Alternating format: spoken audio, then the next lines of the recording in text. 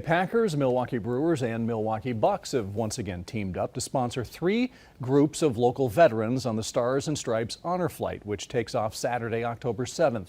The announcement coming today from Lambeau Field, where we find Samantha Cavalli with the details. Samantha.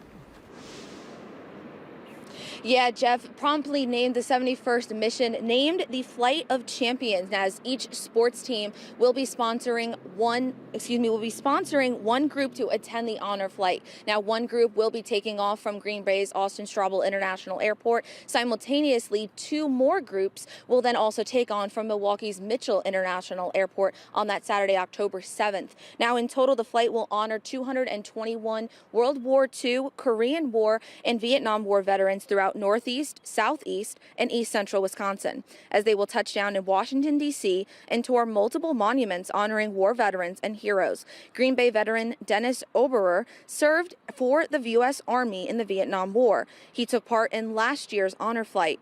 Oberer has been to Washington, D.C. plenty of times before, but says this trip he took with the honor flight was the most meaningful.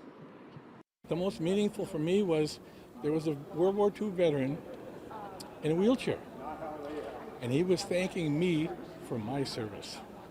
That was tough. Got through it, but that was the hardest part of it all, because there's not many World War II veterans left. Now, Oberer says that many other Vietnam veterans that he attended the flight with last year say that this trip actually helped with their PTSD more than anything else that they've done in the past 50 or plus years since they came back from the Vietnam War, and says that some veterans, it actually helped them, and if any are struggling with this disease, to sign up for a future honor flight. Reporting live at Lambeau Field, Samantha Cavalli, Action 2 News.